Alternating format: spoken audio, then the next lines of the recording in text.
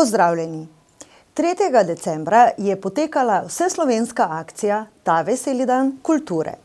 Med prireditvami, ki jih je Pokrajinski muzej Ptuj-Ormož pripravil, je v ormoški enoti muzeja potekalo odprtje razstave Dediščina čevljarske, krojaške in šiviljske obrti na Ormoškem. Razstava prikazuje dediščino omenjenih obrti na Ormoškem od prve omembe v drugi polovici 15. stoletja do danes.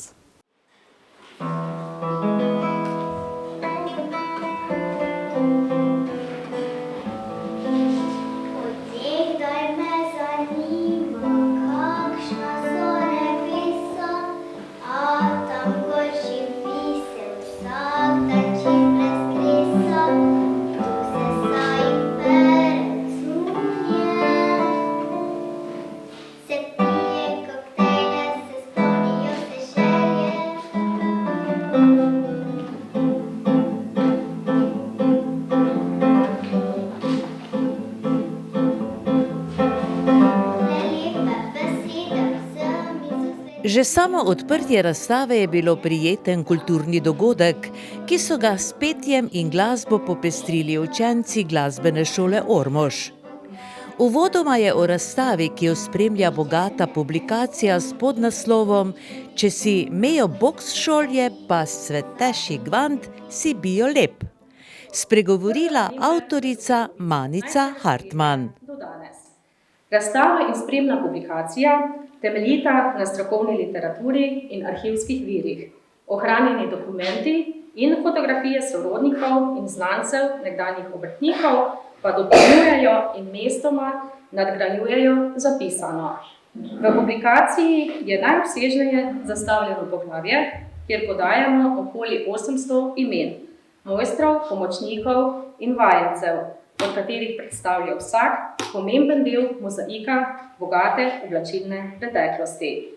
Kljub temu pa še tako bogat zapis ni popoln, kajti ohranjeni viri ne podajo vedno vseh podatkov in tudi sogovorniki, ki so zelo ljubeznivo in z veseljem pomagali, obrtnikov iz zelo oddaljene preteklosti ne poznajo, delili pa so zanimive zgodbe o tistih, ki se jih spomnijo, in zato se jim najlepše zahvaljujem.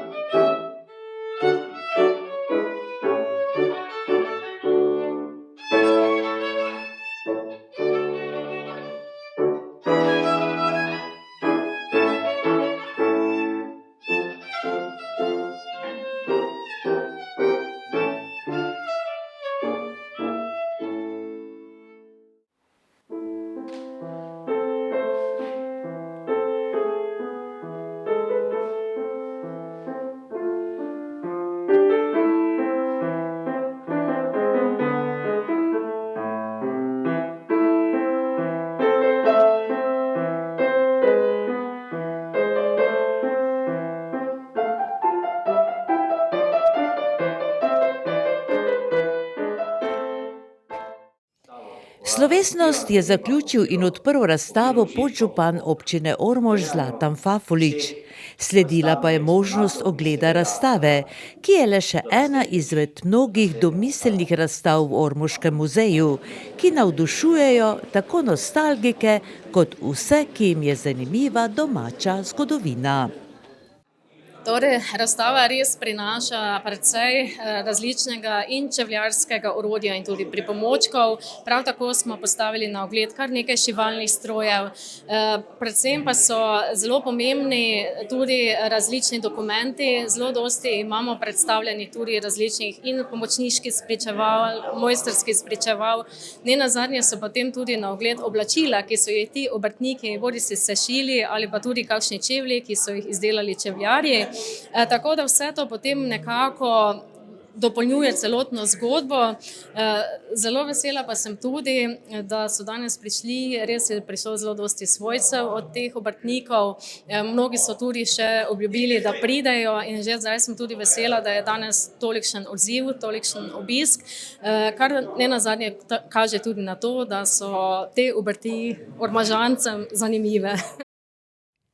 Tako čevljarstvo kot šiviljstvo in krojaštvo so včasih bile zelo pomembne dejavnosti in osrednji namen razstave je, kot je še povedala avtorica razstave, spomniti na vse te mojstre, ki so skozi zgodovino oblačili generacije in svoje spretnosti prenašali na mlajše rodove. Namreč v naši zgodovini, ne toliko daljni zgodovini, je to bil en zelo pomemben servis za vsakega izmed nas, posebej za ljudi na podeželju.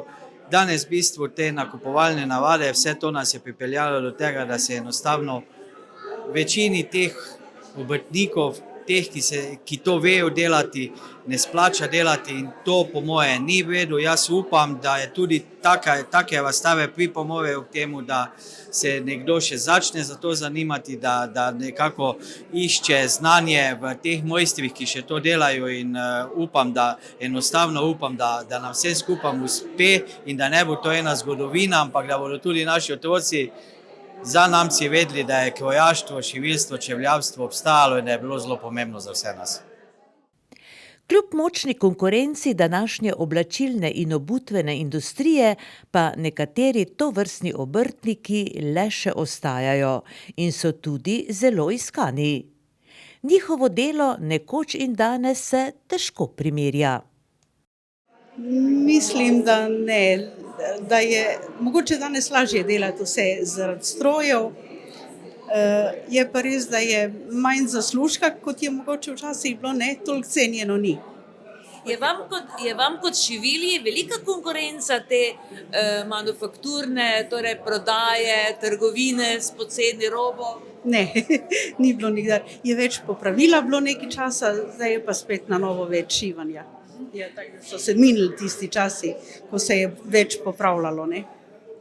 Z veseljem opravljate svoj poklic? Ja, zelo, drugače ne bi več, ne. Ja, mislim, da bi se dalo primerjati. Nekoč je po mojem bilo to dosti bolj zanimivo pa atraktivno kot v današnjem času. Ne? Predvsem že zaradi, kako bi rekli, uvoza, izvoza, ne, smo v današnjem času pri tekstili dosti bolj, kako bi se rekli, to ta modna smer, ja, modna industrija je v bistvu to te naše domače obrti skoraj da izničila, ne. Ampak vseeno, ne, daje pa vam vseeno domišljija neko pot, ne, in še ustvarjate. A to pa je res, ja, ker to pa je, kako se že reče, to so pa tiste neke sanje in tiste ustvarjalnost, ki nikoli ne umre, ne, in v bistvu, če rad nekaj ustvarjaš, pa pol tudi, ne, se nekako vidi, zato smo danes tudi v tem druženju, malo smo ustvarjali neke zašile, take, ja, dogaja se, ne. Običajno so se obrti prenašale iz roda v rod, tako je bilo tudi pri Ambroževih na Seniku. Čevljarstvo je bilo ves čas prisotno pri naši hiši, že od dedeka, potem seveda oče. Dedek je čevljar od leta 1920, se pravi, ko je prišel iz prve svetovne vojne, 18. leta, je 20. imel že potem obrt. Oče letnik 27, je šel najprej v Maribor v šole, potem se je začela vojna, je bil stric ranjen, ki je bil že čevljar, se je stric preusmeril v šole, pa je prišel oče domov na kmetijo, se je izučil za čevljarja, potem leta 51, tam je mojstrsko stopničevalo, naredil mojstrski izpit in potem je imel obrt še do 64. leta, nekaj takšnega. Tako da otroci smo seveda živeli z delavnico, če ne drugo v soboto večer je rekel, zdaj pa treba pomesti po delavnici, pa malo po panki pospraviti. In že to smo bili, nismo se sicer lotevali tega dela, ker smo bili premali, potem pa so nas potegnile druge stvari, ampak čevljarstvo je bilo pri naši hiši prisotno, v delavnici pa smo bili otroci fest, jaz pa posebej so rekli, da sem celi dan na kahli sedel v čevljarski delavnici, ja. tako da imam čevljarsko delavnico seveda v krasnem spominu. Je kdo torej od vas, sorojencev, tudi prevzel kakšno podobno obrt? Ne, nismo, vsi smo šli iz tega ven, ker čevljarstvo seveda ni bilo več donosna obrt, da bi se človek šel v tistem času učiti. Delo je postajalo vedno bolj drago in seveda s tem tudi takšni ročno izdelani čevlji. Oče je sicer čevlje popravljal, tudi šolske torbe in vse druge stvari, ampak čevljarstvo pa ni bilo. Je pa delavnica izjemno lepo ohranjena še in želja je, da bi bila nekoč tudi muzej. Danes na ormoškem območju pogrešamo čevljarja oziroma popravljavca čevljev, tudi krojačani. Šivilje s prijavljeno dejavnostjo so le še 3. 32-letnemu Ormožanu Gregi Ivančiču je letos na 10. izboru Mladi podjetnik leta, ki ga organizira Zavod Mladi podjetnik Slovenije, med 5 finalisti pripadel prestižni naziv Mladi podjetnik 2024. Grega s svojo ekipo se je proslavil s pečmi Gloven, ki omogočajo način pečenja pic in podobnih jedi kot v tradicionalnih krušnih pečeh. Verjetno jih je malo, ki ne bi poznali Grego Ivančiča iz Ljutomerske 22 v Ormožu. Če ne drugače, je zadnjih nekaj let znan po njegovem food trucku in odličnih picah iz prenosne krušne peči Gloven. Gre za prenosno krušno peč, ki si jo je Grega umislil sam in omogoča način pečenja pic kot v tradicionalnih krušnih pečeh. Grega pravi, da se je vse začelo leta 2018, ko mu ni uspelo speči kvalitetne pice v navadni peči. Tako ga je najbrž nuja prisilila, da si je umislil primerno peč za peko pic in svoj prvi izdelek poimenoval kar po svoji babici Marti. Vse od takrat do danes je zgodba o trudu, znanju, iznajdljivosti, zagnanosti in mnogih premaganih izzivih.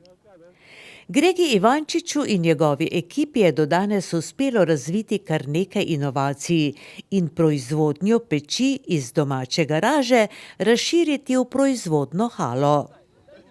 Naziv Mladi podjetnik leta pa je gotovo priznanje, ki mu pomeni veliko nagrado za trud, a tudi spodbudo za nadaljnji razvoj podjetja. Grega, kako je biti podjetnik leta v Sloveniji? Ja, kar zanimivo moram reči, mislim, je lep naziv, puno borbe, pa prijavite se drugo leto, kaj vam ne reče, ne? No, leta 2018 ne, se je začela tvoja zgodba. Kako je pravzaprav to vse potekalo do danes? Ja, kar, mislim, nekako tak, to so bili vzponi, padci, konstantno, tudi zdaj so, pa tudi bojo naprej, pač to je, to tako je, pač v posle, ne, tudi v življenju je skozi slak, ne. Torej gre za peči Gloven, ki so torej vse bolj popularne, ne samo v Sloveniji in Evropi, tudi po svetu, ne, se širiš, koliko slišimo? Še ne, glih delamo plan, kak pa kaj, kak naprej, ampak ja, drugo leto pa. No, povej nam, kaj je čar te peči?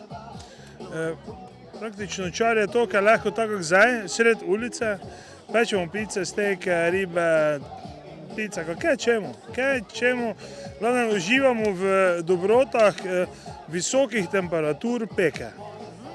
To pomeni, da se hitro speče in dobro speče. Točno tako. Ostane sočno, ostane dobro in vsi se imamo fajn, vsi se imamo radi. No in kako ti je pravzaprav sploh padlo na da torej izdelaš, da inoviraš takšno peč? Ja, enostavno nisem imel možnosti praktično, ker si zazidam eno. Sploh pa nisem imel možnosti, ker če si jo zazidam, jo tudi ne moram premikati. In ja, pač smo rekli nič. Te pa naredimo mi eno krušno peč, premično. No in je uspelo, torej, malo nam povej, kako je ta peč sestavljena, kako funkcionira, kako deluje. Peč je praktično zgrajena iz inoxa, potem notri imamo šamot spodaj. Zdaj pa tako, mi imamo en model, ki je samo na plin, vsi ostali trije so na plin ali drva in enostavno pa če ćemo kuriti na drva, kurimo na drva, če nečemo na drva, odstranimo korišče, stavimo gorilnik in pečemo na plin. Tako je. So pa peči Diablo je, mislim, ki ima 40 kg, Raptor 2 ima 28, Raptor 1 ima 21, Dragon pa 18, 16. Tako praktično res, odpazdo vsi, lahko nese, če se kaj tega detne. To se pravi, 4 vrste peči izdelujete. Ja, moramo biti konkurenčni, predvsem to. Pač kupci se radi odločajo, trg je stalno večji, tako je. Samo zaenkrat gre samo gor, no. In kdo so kupci? So to podjetniki oziroma gostinci ali so tudi privat osebe? Praktično gostincov je mogoče tam 10%, vse ostalo je to domestik, to pomeni, ker praktično so privat osebe. Največ smisel, ker tudi največje kupivlje je privat, predvsem Madžarska, te pa take nekaj ne mandate in mislim, ful zanimivo, kaj ljudje tudi s tem delajo, kak jih uporabljajo, pa kakšne mojstrovine z tega vim pridajo. No, koliko takšnih peči torej izdelate letno sedaj, ko ste na višku proizvodnje? Ne vem, jaz vem, koliko pač se dela prometa, jaz praktično gledam čez promet, ker ekonomijo moram tudi zdržavati, čez moje sodelavce, čez dobavitelje, vse. In praktično se gnejši den več ne gledi potem, koliko kosov narediš, ampak koliko dodatkov zraven prodaš in kakšen je nakup, glede na to, koliko potrošiš za oglaševanje. Kje se nahaja torej proizvodnja, kje imate delavnice?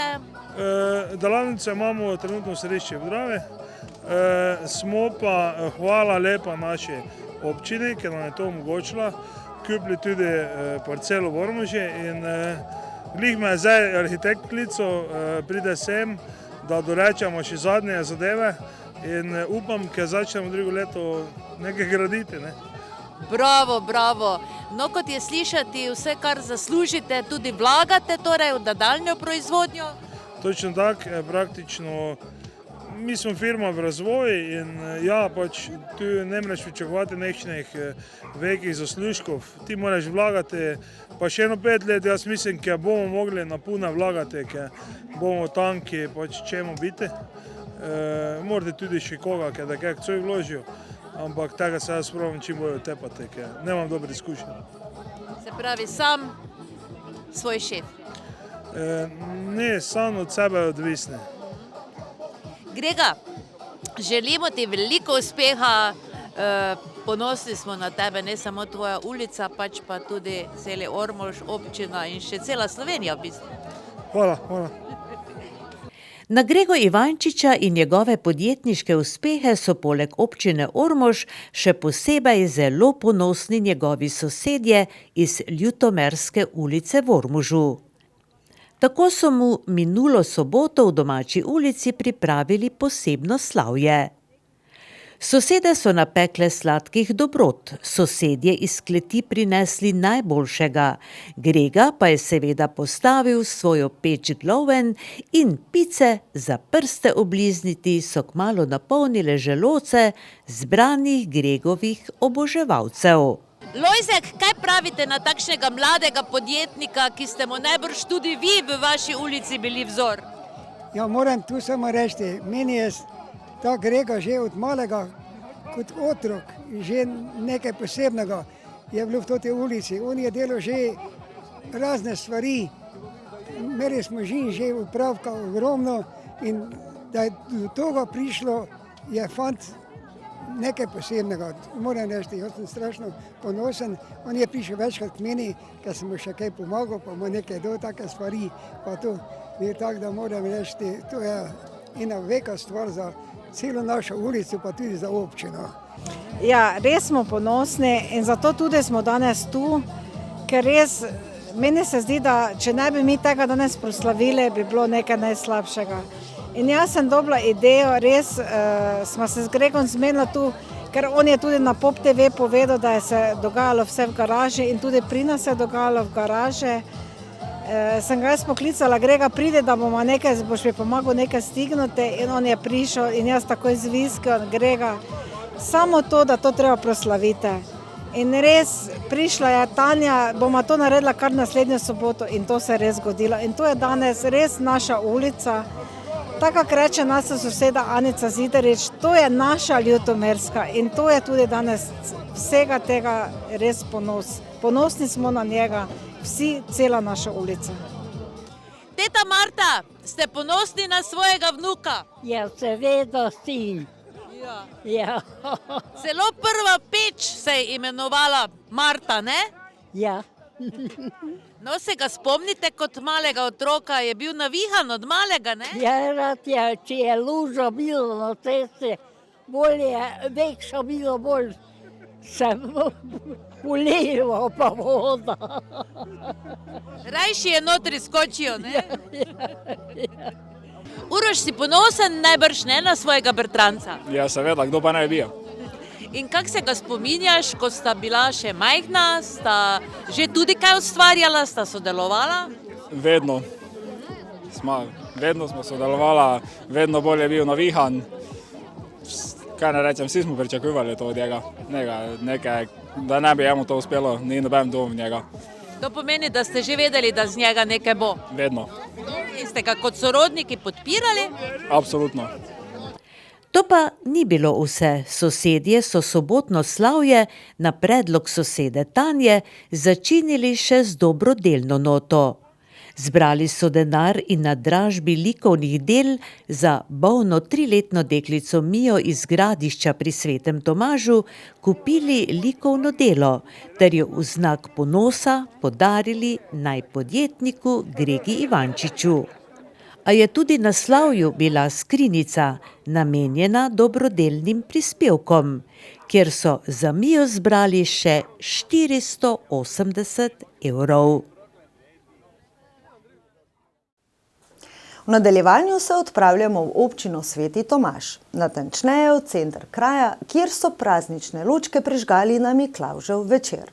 Še predtem pa v tamkajšnji cerkvi obdarili otroke. Dogodek je bil prijetno praznično doživetje za vse generacije. Tudi v Svetem Tomažu so v prazničnem decembru pripravili vrsto zanimivih prireditev, ki so se začele s izdelovanjem adventnih venčkov v novembru, zaključile pa se bodo s polnočko ob Božiču. Zraven smo bili na Miklavžev večer, ko so prižgali praznične lučke, obenem pa pripravili prijetno decembrsko druženje ob bogato obloženih stojnicah in glasbi. Dogodek je v sodelovanju z domačo občino pripravilo Društvo prijateljev mladine Sveti Tomaž. Čast, da prižge lučke, pa je pripadla županu. Želim si, da bi ta decembrski čas bil doživetje, da bi ga vsak prav na poseben način doživljal v veselju, sreči, prijateljstvu in kot tolikokrat rečeno ljubezni. Otroci, si želite tega? Dajmo ja še enkrat, ja! Ker ste tako lepo dejali, bomo poskušali priklicati luč to večer. Namreč od snočka tukaj v centru Svetega Tomaža ni gorela luč. Danes se bo ponovno prižgala zato, da simbolično poudarimo, kaj pomeni luč v življenju in kaj pomeni luč v naših srcih. Pa bomo odštevali, otroci, ste za to, da gremo od 10 na 0, ste za to? Pa začnimo. 10, 9, 8, 7, 6, 5, 4, 3, 2, 1. Prižgite se luči.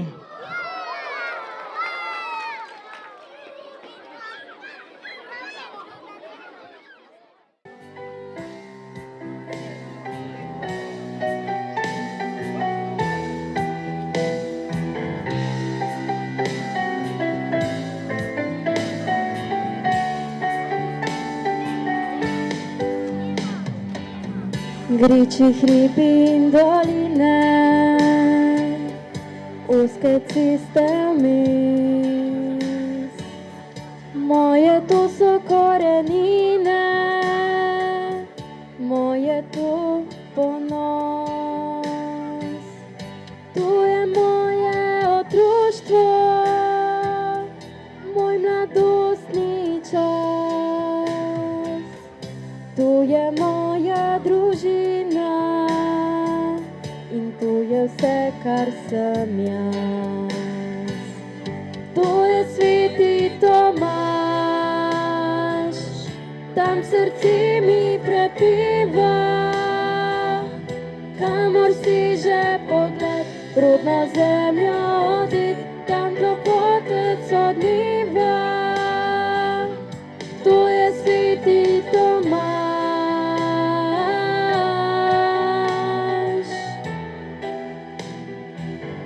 kamor si že pogled, rodna zemlja odi, tam klopotec odmeva.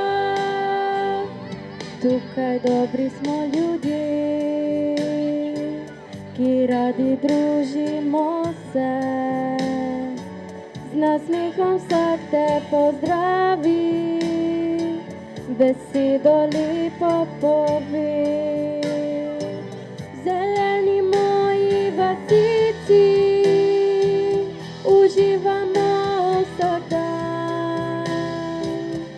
Vse posod mi lepo je, a najlepše je doma. To je sveti Tomaž, tam srce mi prepeva, kamor si že pogled, rodna zemlja odi, tam klopotec odmeva. To je sveti Tomaž,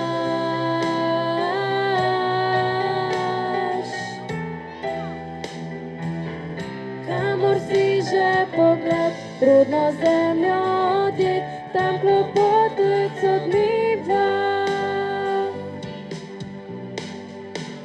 Zeleni moji vasici, uživamo vsak dan. Vse posod mi lepo je, a najlepše je doma. To je sveti Tomaž, tam srce mi prepeva, kamor si že pogled, rodna zemlja odi, tam klopotec odmeva. To je sveti Tomaž,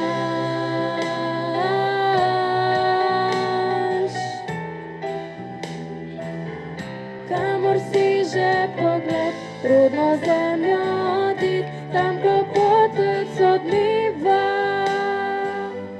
Kamor si že pogled, rodna zemlja odi, tam klopotec odmeva.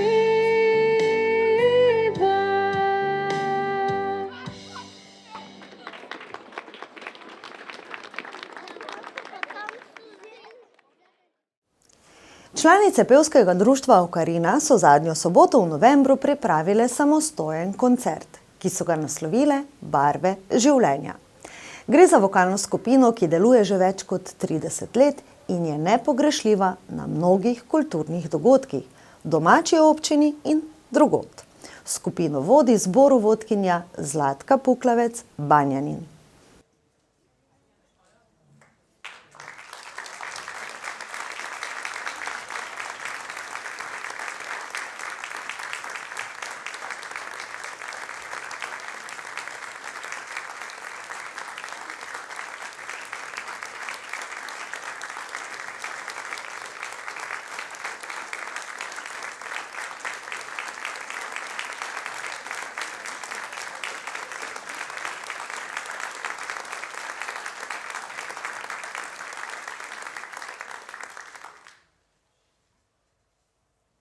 Pravijo, da mora imeti vsak človek nekaj, kar je drago njegovemu srcu in njegovi duši, kar ima rad, kar ljubi.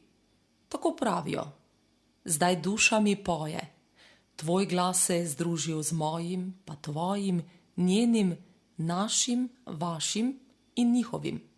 Smo navadni ljudje. z navadnimi mislimi in navadnim življenjem. No, malo poseben pa že moraš biti, saj si ustvarjalen. Pomembno je vedeti, da vse, kar delamo, delamo zato, da bi občutili občutek zadovoljstva, sreče, izpolnjenosti, miru. Sedim na gugalnici časa in razmišljam. Vsak dan ima svojo zgodbo, drugačno, posebno. Danes bo najlepša. Glasba, ki se je skozi čas spreminjala in razvijala, se je močno zasidrala v naši vsakodnevni kulturi in rutini. Je zagotovo ena najlepših človeških stvaritev z neomejenimi možnostmi vplivanja. Petje je čudovit način izražanja čustev in občutkov skozi melodijo in besedilo. V mislih se preseliš v drugi svet. Pesem nam da toplino v duši in srečo v dnevu.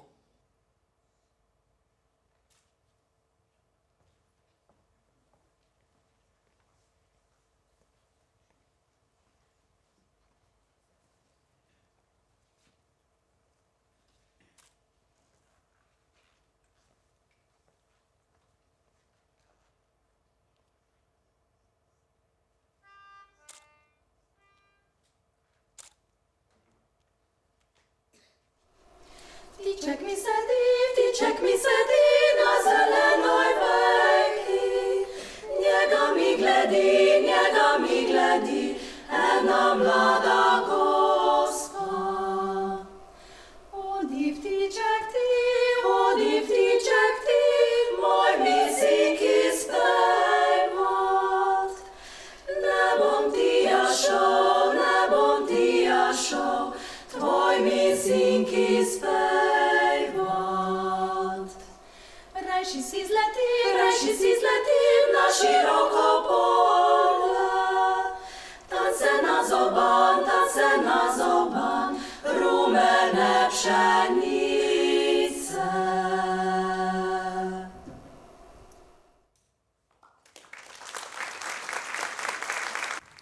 Koncert, na katerem so zapele 14 pesmi, so razdelile v dva sklopa. Najprej so bile na vrsti slovenske narodne, nato pa še angleške zimzelene melodije. Okarinke, ki se na vajah dobivajo enkrat tedensko, v skupini pojejo že 3 desetletja. Pri nekaterih pesmih jih je na klavirju spremljala Darja Žganec Horvat. Za popestritev dogodka pa so na oder povabile gosta, duet vokalistke Maje Gajser in kitarista Domna Obilčnika. Ob 30-letnici delovanja, ki so jo praznovale lansko leto, jim je župan občine Ormož Danijel Vrvnjak podelil jubilejno priznanje občine. Naslednji večji koncert Okarinke pripravljajo že januarja in to na Kogu, kjer bodo nastopile v okviru tradicionalnega Antonovanja. Kot gostje pa bodo nastopile tudi na 30-letnici delovanja naše televizije, ki jo pripravljamo v okviru občinskega praznika meseca junija prihodnje leto. In še športna novica. Rokometaši Jeruzalema so v minulih dneh izvedeli ime nasprotnika v 4. krogu Evropskega pokala EHF. Meseca februarja 2025 jih čaka najprej gostovanje na Islandiji in nato povratna tekma na Hardeku. V prvenstvu so Ormožani na tekmi 14. kroga lige NLB odigrali neodločeno proti Svišu iz Ivančne Gorice. Rokometaši Jeruzalema so minuli petek izvedeli ime 4. nasprotnika v letošnjem Evropskem pokalu EHF. Po nasprotnikih iz Litve, Bosne in Hercegovine ter Estonije jim je žreb na sedežu Evropske rokometne zveze na Dunaju namenil islandski Haukar iz Hafnarfjordura. Gre za tretje največje mesto na Islandiji, ki šteje okrog 30.000 prebivalcev. Hafnarfjordur je kraj, ki je od glavnega mesta Reykjavika oddaljeno le dobrih 15 kilometrov. Haukar kot rokometni klub se lahko pohvali z 11 naslovi državnih prvakov. Prva tekma 4. kroga pokala EHF bo na sporedu 15. ali 16. februarja na Islandiji.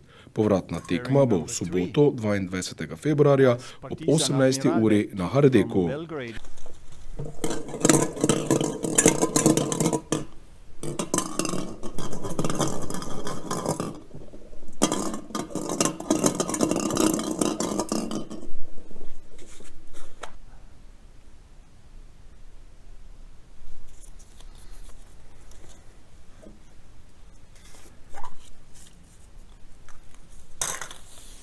Jerusalem from Ormož in Slovenija.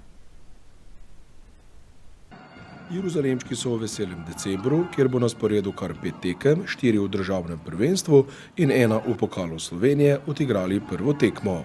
Nasprotnik na Hardeku je bil Sviš iz Ivančne Gorice. Na koncu sta se tekmeca po zelo razburljivi končnici razšla brez zmagovalca.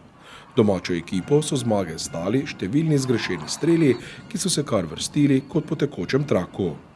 Težko bi v preteklosti izbrskali tekmo, kjer so Ormožani bili tako nenatančni.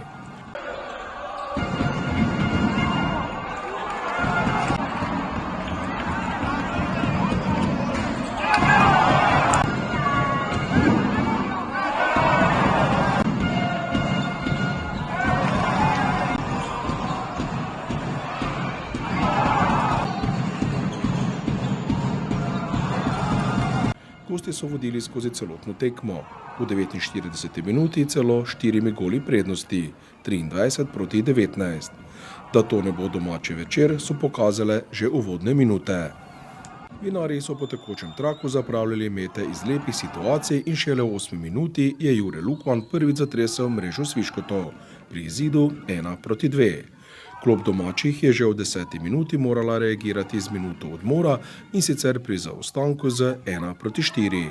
Zgrešeni streli ormoških rokometašev mimo gola so se vrstili še naprej. Po nekaj uspešnih obrambah Aleša Zemljiča in zadetkih Lucijana Bure je Prlekom uspelo izid izenačiti v 14. minuti na 5-5. 2 napada so varovanci trenerja Saše Prapotnika imeli za prvo vodstvo na tekmi. Najprej je poskus Filipa Jerenca ustavil vratar David Pekeč, v drugo je Bura podal žogo nasprotnikom v roke. Domači so skoraj vsak napad prišli do zaključnega meta, a žal bili zelo nenatančni. V 20. minuti je na črti žogo prejel Žan Kurže Lesja.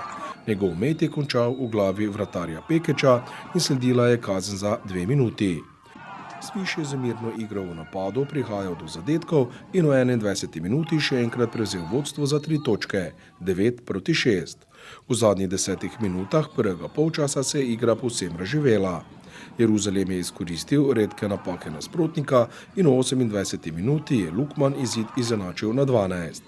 Vse je kazalo, da bo znova lepo poln Hardek le doživel prvo vodstvo svoje ekipe. A žal temu ni bilo tako. In ekipi sta na odmor odšli poravnani. Tako je na začetku drugega polčasa še ena lepa priložnost za prvo ormoško vodstvo, vendar je Lukman zadel prečko.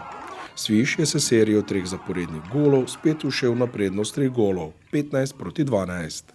Drugi del tekme iz strani Jeruzalema je bil identičen prvemu polčasu. Zapravljanje metov iz čistih situacij se je nadaljevalo.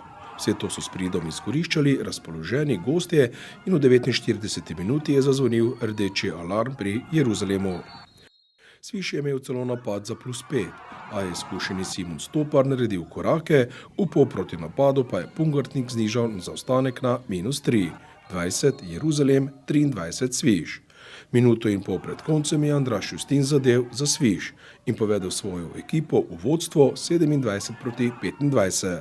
Vse je kazalo, da bodo točke odpotovale na Dolenjsko. Zaključek tekme pa neverjetno dramatičen, kot se spodobi za tekme na Hardeku.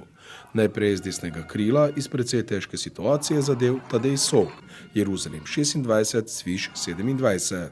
Gostje so v 60 minuti zatresli okvir vrat, domači pa krenili v zadnji napad. Bura je lepo po desni strani potegnil pol kontro, podal do Soka, ta do prostega Šuleka na črti in zadetek domačega krožnega napadalca za izenačenje rezultata na 27. Zadnji napad za zmago je pripadel gostom, a je potekel čas tekme in ustavil je le še met iz 9 metrov. Najboljši igralec Sviša na tej tekmi, Lund Ljučanin, je meril prek ormoškega bloka in stresel okvir vrat. Žoga se je od vratnice skoraj odbila v vratarja Filipa Ramfla, ki se je zadnji trenutek sklonil in preprečil izenačenje. Že dolgo časa ni Hardek tako obnemel.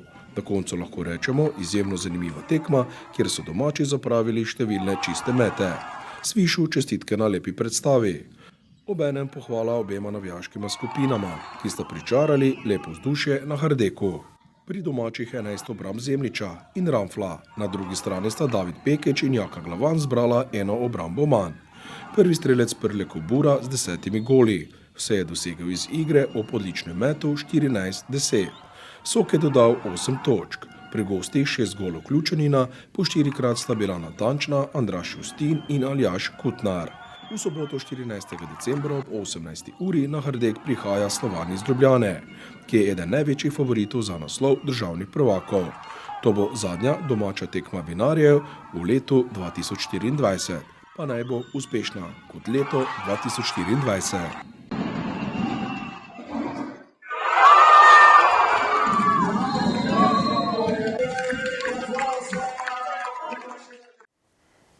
Kot ste videli, decembrski dnevi vse naokrog potekajo praznično. Verjetno bo tudi naslednja oddaja obarvana praznično. Zato se nam le pridružite tudi čez teden dni oziroma vsak večer ob 20. uri, saj vsak večer pripravimo kaj novega. Se vidimo. Srečno!